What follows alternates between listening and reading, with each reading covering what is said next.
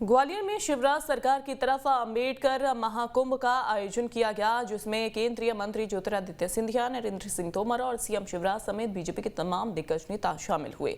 इसी दौरान मुख्यमंत्री शिवराज सिंह चौहान ने अनुसूचित जातियों के अंतर्गत अलग अलग उपजातियों के कल्याण बोर्ड बनाए जाने के साथ साथ कई बड़े ऐलान भी किए।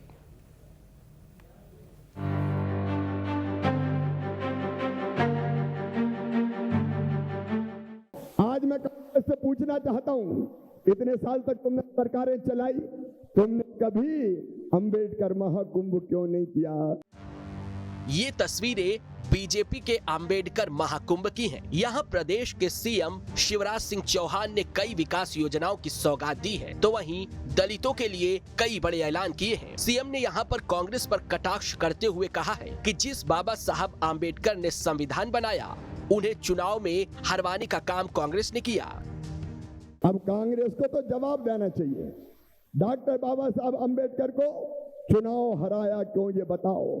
जिसने संविधान बनाया उसे तुमने चुनाव हरवाने का महापाप किया। कांग्रेसियों, इतिहास तुम्हें कभी माफ नहीं करेगा, इतिहास तुम्हें कभी माफ नहीं करेगा।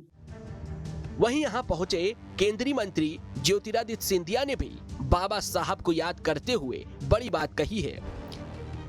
जब बाबा साहब अंबेडकर ने प्रण और संकल्प लिया था 1950 में पहली बार लोकसभा चुनाव लड़ने के लिए, तो वो कौन सा दल था जिस दल ने बाबा साहब अंबेडकर के विरुद्ध उम्मीदवार खड़ा किया?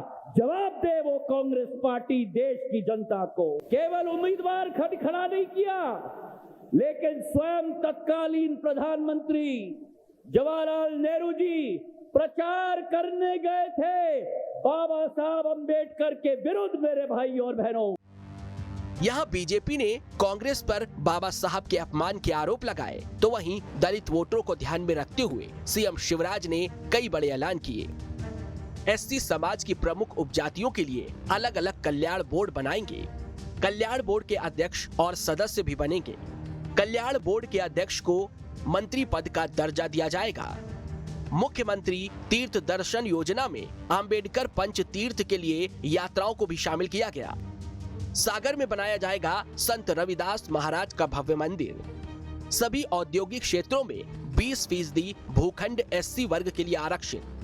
नगरीय निकायों में मेन होलों की सफाई मशीनों से होगी। 61 करोड़ 43 लाख रुपए की लागत से छात्रावासों का लोकार्पण किया गया। 8 लाख तक आय वाले परिवारों के बच्चों की फीस सरकार जमा करेगी। दरअसल चुनावी हवा को भांपते हुए बीजेपी ने पहले से ही रणनीति बनानी शुरू कर दी है और 13 अप्रैल को अंबेडकर जयंती के बाद बाबा साहब के इस दिन को यादगार बनाने के लिए ग्वालियर में अंबेडकर महाकुंभ कर हुंकार भरी। दरअसल बीजेपी का प्लान है ग्वालियर चंबल अंचल के सभी दलित वोटों को साधने की कोशिश। साल 2018 में ग्वालियर चंबल अंचल में बीजेपी को हार मिली थी। ग्वालियर चंबल में दलित वोटरों की संख्या अधिक है। 2018 के समीकरणों को बदलने की कोशिश में बीजेपी जुट गई है। साल 2023 के चुनावों से पहले मध्य प्रदेश की राजनीति में दलित राजनीति इस समय केंद्र में है। सभी सियासी दल प्रदेश में 17% वोट बैंक की हिस्सेदारी रखने वाले दलितों को रिझाने में जुटे हैं। इसीलिए अंबेडकर जयंती के बहाने बीजेपी कांग्रेस ने खुद को दलित हितैषी साबित करने में कोई कसर नहीं छोड़ी है। इनको केवल मूर्ख बनाने का काम है। हम लगातार अनुसूचित जाति जनजाति के भाइयों का सम्मान करता हूं और सम्मान करते हुए सत्ता में पद प्रतिष्ठा भी देता हूं। जब दिग्विजय सिंह जी की सरकार थी, मध्य प्रदेश में आधे 50% जिलों में अनुसूचित जनजाति के कलेक्टर, पुलिस अधीक्षक, एसपी, डीआईजी, आईजी हुआ करते थे। ऐसे में जान लेते हैं कि ग्वालियर चंबल क्यों अहम है। 8 जिलों में कुल 34 विधानसभा सीटें हैं। 20 से 25% दलित वोटर हैं। यहाँ दलित वोटर निर्णायक भूमिका में हैं। 2018 चुनाव में बीजेपी को मात्र 7 सीटें मिली थी। 2018 चुनाव में कांग्रेस को 26 सीटें मिली थी। बीएसपी के खाते में एक भी सीट नहीं आई थी।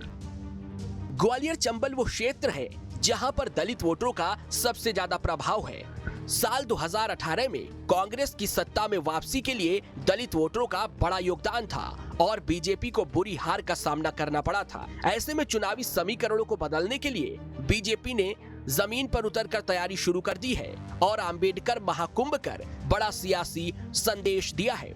ऐसे में देखना होगा क्या दलित वोटरों के सहारे बीजेपी की नैया पार होगी। Team news state.